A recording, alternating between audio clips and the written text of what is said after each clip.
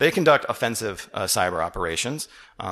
Probably seen them in the news from when they went after the DNC. The same year they went after the German elections, the year after the Dutch ministries, as well as the International Association of Athletics Federations, the year after the International Olympic Committee.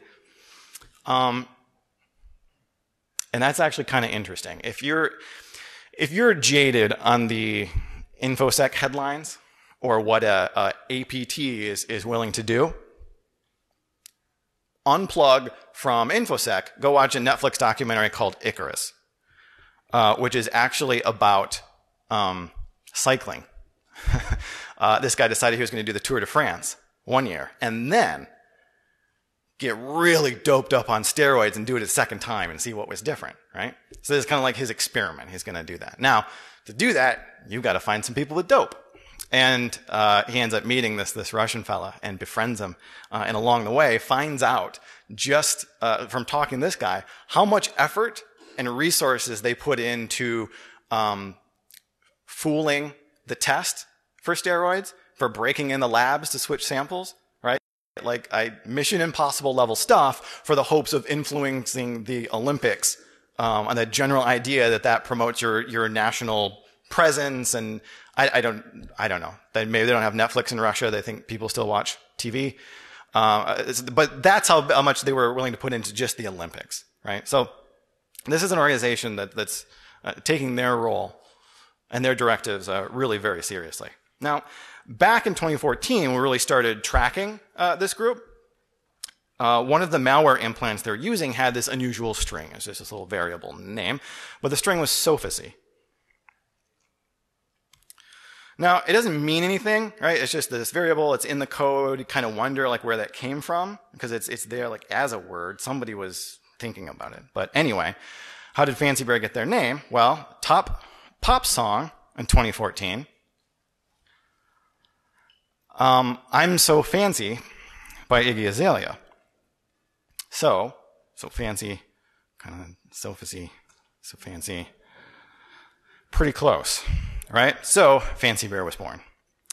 And if you see like on our marketing and everything, we'll put them up there, right? So kind of mock the post. The tattoo is different. The tattoo on Fancy Bear says aquarium, which is actually the nickname for the GRU's office here. They call it the aquarium because there's so many windows. That's a lot of windows by, Soviet standards. So they call it the aquarium. So that's how we got our name scheme, right? Now, what I actually want to talk about is a bit on how more sophisticated these threat actors are. And you hear that all the time about the nation-state actors, right? The governments are dumping money in, they have all these resources or whatever. What I'd like to talk about instead is just how sophisticated some of these spiders are, who do not have a government backing them, who do not have all the resources in the world, but are operating what appear to be incredibly sophisticated businesses. These are businesses, they operate in an economy. You can call it a black market, perhaps a gray market, depending on legislation of whatever particular country we're standing in as we're talking about this. But they do operate in an economy. The framework I'll sort of suggest for this is to look at the evolution of the supply chain. My general thesis is that we're not taking some of these threat actors seriously enough, that they're far more sophisticated than people manage, and that this idea that these hackers are, a guy in a basement somewhere plugging away has to die a horrible fiery death, and that a number of these threat actors are so sophisticated and so successful, so wealthy at this point that we should be taking them a lot more seriously. As a model, consider how the supply chain developed across the traditional economy. Traditionally, trade routes were just like Marco Polo here, trading spices across the world, right? It's a handful of goods, like spices, that are very small, very easy to package, very easy to traverse, and valuable enough that it's worth going thousands of miles. There weren't a lot of goods that fit that at the time. So you have the Silk Road, you have spice routes, and that's about black.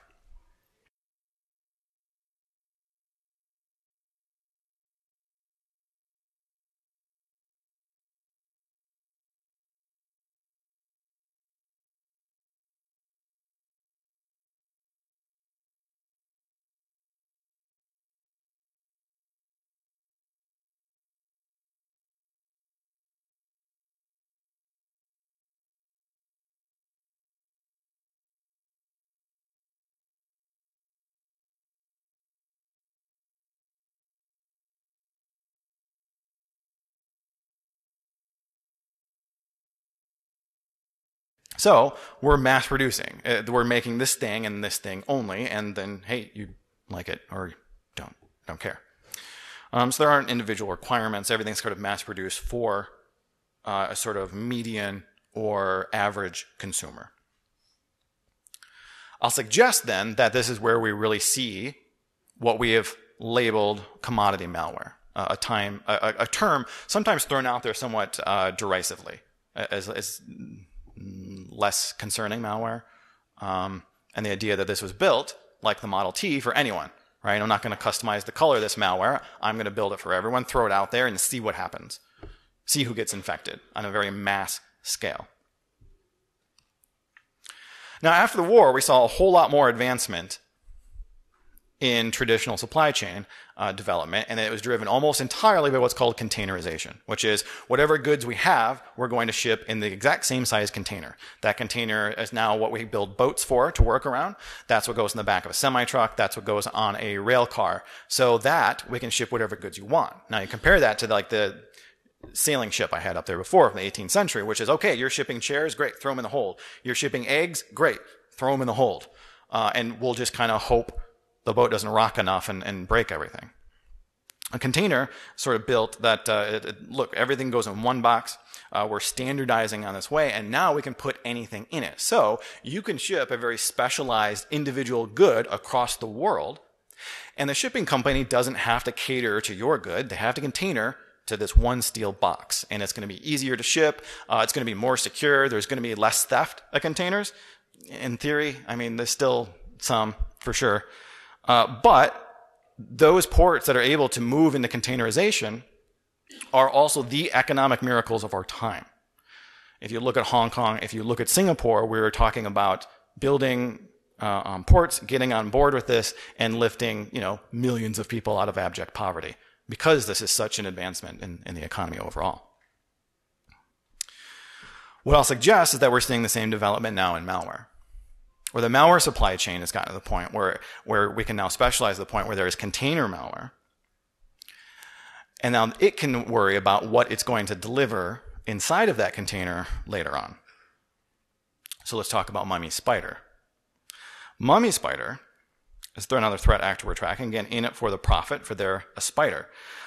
Their active operations, again, been going since about 2014. They are absolutely operating out of Eastern Europe, somewhere in the Russian Federation. Don't really know the location, but somewhere in that part of the world. And their operation is really, going far back at least, it starts as a banking Trojan. That's how it started, at least. So they've got this banking Trojan, they'll get it out there. Once the malware is on your system, you go to your banking website, it sees that, starts recording everything, records your banking site, records your username, your password. Now they've got a username and password to get into your bank account, and now we can start like, great, now let's start on spending your money or getting your money out of your bank account and into mine. Problem there, it's difficult. It's a lot of work, right? First I got to get your banking password, I can log into your bank, what can we do to automate that, right? They want out of that. That's a lot of moving parts. And let's not forget that about the same time, we also saw a tremendous increase in sophistication in financial companies and their ability to identify and respond to these kinds of problems as well. So it was getting more difficult. So even if you got a banking password, it's like, oh, well, all right, what do I want to do with this? So instead, what actually now is Mummy Spider is focusing entirely on land, expand, and lease. They will get onto the system. They want to propagate, they want to move laterally, they want their Trojan on as many systems as possible, but then, once it's there, instead of going after your banking password, they will lease out the ability to distribute other pieces of malware. So we'd see them, right? The Emotet banking Trojan went out, and then they'd operate for a while, and then they'd take a break from like 3 to 12 months. They just disappear for a little while. But now Emotet is just the stage 1 downloader, and they're now leasing to their customers. So they'll now drop other exploit kits or malware based on the customer requirements, and then also based on where in the world they are. So they can actually lease out the entire network to more than one person at a time. Like, okay, you want to distribute coin miners across Europe, you want banking Trojans in the US, great. I can actually lease it out to both of you at the same time. And then as soon as Emotet installs, it checks to see where in the world it is. And then we'll actually download the appropriate payload based on that information. But they take breaks. Summer vacation, always take the holidays off. You know, spend time with your family, right? Criminals too. It's really important for them. They'll take the holiday break off. And in fact, if you see our calendar, some of the marketing swag CrowdStrike puts off, we always mark off the Orthodox Christmas season as well. Because Emotet they're taking it off. They won't be operating during that time. It's a prediction worth making based on the last, however many years. Because everyone needs a little R&R. Even criminals, right? But their breaks are actually getting shorter. I mean, we've literally seen that. I think that they take up to like nearly a year in the past, but now they've got a lot more demanding customers. And of course, Emotet's their most notorious tool at this point. And then Emotet's also, by the way, how they got their name. So if you remember The Mummy with Brendan Fraser, the bad guy here was Emotet, but he was all mummified and gross and kind of mumbled his name, and it sounded a lot like Emotet. So there's Mummy Spider for you. At a high-level overview, they did start in 2014. They started essentially taken private in 2015, and are now downloading all this other types of malware. So one of the most interesting things to start tracking is what are the payloads that Emotet's distributing. And we've seen that go like Dridex, BulkBot, TrickBot, QuakeBot, Gozi, and a number of others. And this is a bit of a surprise. If you think of the underground economy, I think it would be a natural assumption that these different exploit kits would actually be competitors. Right? Aren't they competing for the same desktops? I want to infect these systems. I want my banking Trojan out there. And instead, we see them working together. They're able to identify certain niches, like, oh, you want to get in these types of systems? Great, I'll download your payload. And sometimes the reverse as well. Like we've seen TrickBot download Emotet and Emotet download TrickBot. DanaBot will download anybody. Their map is incredible. It really throws off my stats based on the number of different payloads that one downloads, right? So, hold on. All these different payloads are involved. They have different customers, right? The Dridex botnet we track from Index Spider has worked with Emotet. So has BulkBot. We track as Lunar Spider. So is TrickBot. We track as Wizard Spider. They have customers. Right, this isn't a single person in the basement. They have actual business relationships. They have actually some of these exploit kits have customer service. If you ever get a chance, and you have, let's say, the legal protection you might need to buy an exploit kit, some of them will offer a Skype service. You can call them up, be like, hey, I'm having trouble DOSing these people. And they're like, look, let me help you out, walk you right through that, right? They're very friendly. If you speak the language, I don't. Wasn't a long call. But a number of them are very, very helpful if you need work with this. They'll take care of their customers. Although their customer list will get shorter and shorter the longer they're around. They will cultivate that list. If you're in a black market, maybe you have to advertise, but it's not exactly something you want to do. Right? If you're in an illegal business. So they'll start out advertising, and you'll see the proclivities for advertising actually taper off as a particular threat actor gets more and more successful. Because it just kind of gets to a point where you sort of have a customer list, and then like I'll talk to them instead of just putting up a billboard down the street. It's like, do you need crime? Like that's not always the best way to operate in a black market, right? So they've got these customers. So their model now is to hire them through. They have this trusted user base. That they can rely on. So a fairly sophisticated operation, but also when you start to map it out as far as who they're talking to, fairly complicated. Right? They're downloading all these different payloads and vice versa. So they can monetize that by charging per day, per download, depending on how specific your requirements are. Recently, certainly operating, if you take them out, it sort of collapses. And the economy is, everyone has to do a lot more legwork to get out there. But threat intelligence is really important because now we can start to keep track of what they're doing and what we're going to see as a part of it. Also that we also need to know where malware comes from. Now, take Wizard Spider, it distributes TrickBot, but beyond TrickBot and sort of this generic botnet that we want to get everywhere, this is from hybrid analysis, you want to play with it. But aside from the IOCs and things we can learn, the important bit is if you track the activity, and you track it long enough, you'll see some reconnaissance. And this is an important deviation to find someone who's really trying to monetize their malware. This is probably the difference you will see to operate from, like, is this commodity or is this have the potential to be targeted? Because once you start to see them poke around, ipconfig, netconfig, netview_all, especially if you're on the domain, you'll start to see these commands come from what you sometimes think of as commodity malware. It's TrickBot. TrickBot infects everybody. Well, they do want to infect everybody. They don't always want to deliver the same payload. They don't always want to treat the endpoint the same. They may want to get on all the endpoints, and we may, because of that, think of them as commodity malware. But that would be a mistake. Because once they're out there, they will try and figure out what system they're on and how valuable that system is. And that will determine what happens next. Right? Oh, what's my IP address? You'll see it fire off one of these at random, which is good for threat hunting. If you can pare down, like, why would you see this legitimate in your environment? There may be legitimate reasons to go this. There probably are. But you could probably figure them out, enumerate them, and filter them out, right? Because this kind of malware that has the potential to move into targeted territory, it wants to figure out where in the world it is, right? I mentioned Emotet has a special downloader, depending. And then try and figure out what kind of system it is, right? Because Wizard Spider not only produces TrickBot, they also produce the RYUK ransomware. But not everybody gets RYUK ransomware. That's where the reconnaissance comes in. The reconnaissance happens. They figure out if it looks like a valuable target, and if so, then they deliver RYUK. If they poke around the system, it doesn't look that interesting, then you get something else. Maybe a banking Trojan, maybe a coin miner, depending on what's being rented out at that particular time. RYUK gets out there because it is targeted ransomware. The initial threat vector may not be. TrickBot, Emotet, those might not be targeted. It's after they do the reconnaissance that they'll decide to load targeted ransomware. Now, why? This is actually inherently predictable. I've been predicting this would happen for 3 or 4 years. I probably actually, thanks, Adrian. That's the only reason I can prove it. It's because of these videos. But it's not some genius insight. It's basic economics. Price discrimination is one of the first strategies a business can engage in to try and increase their profitability.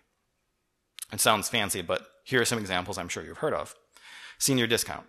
And the elderly are a little less willing to pay, and you don't want to price them out of the market, so you offer them a lower price. Seniors and students. Student discount is a fairly common pricing strategy as well. There's also a pricing strategy called the pink tax, where the exact same good will be put in a pink box and sold for slightly more. So that if you need the pink stool softener, it's literally $1 more. Exact same pill, but, for her, and $1 extra. Why not? Coupons, again, help to identify a different segment of the market who's willing to spend time cutting out coupons. So we can essentially give them a lower price. So there are a lot of potential customers out there, and some of them are willing to pay more than others. And if you give everyone the same flat price, that's just a little bit of information to work with. You'd like to find the people who are willing to pay more and charge them more. So, simple principle, some people are willing to pay more than others. So, if you're distributing ransomware, who's going to pay a higher ransom? My grandmother to get her photos back? Or a hospital to get their records back? That one's pretty obvious. So, if you have a monetization strategy that allows you to figure out which is which, you want to figure that out. And if I can do that, if I can do that reconnaissance, find out this is a hospital, well, they're getting ransomware. And grandma can have a coin miner or whatever is going to hang out there because I don't think she's going to give me some bitcoins, right? And that's exactly what they do. There's their ransom. I love it when they include the Bitcoin wallet, and then you can look it up and see how much they're actually pulling in. And in this case, for RYUK, about $3.7 million worth of Bitcoin in 5 months that they were operating. And if that's crazy, I'm about out of time. I am going to jump ahead to the absolute funniest one of those. Pinchy Spider distributed the GAN crab malware. Crab's pinch, right? That's the name. They published a retirement notice. It literally starts off, all good things must come to an end. They're criminals. And they needed everyone to know that they're taking some time off and announced their retirement. As a part of that, they announced that they had made $150 million for themselves and $2 billion for their affiliate partners. There's at least 3 things ridiculous with that sentence. And I love sharing a technical conference because I can see which one of you were thinking, I could have wrote that. Because $150 million is a lot. And $2 billion is even more. And by the way, they have affiliate partners. This isn't someone operating out of their basement. This is they monetized their ransomware by saying, you know what? Developing ransomware and getting those Bitcoins, too much work. You find me a juicy target, bring it to us. You can have my ransomware and I'll give you most of the profits. And they're just skimming off the top now. That's an affiliate marketing program, right? You can learn from Gan Crab in a weekend or spend 2 years doing an MBA to learn the same fucking thing, right? Sorry. This is a fairly sophisticated threat model.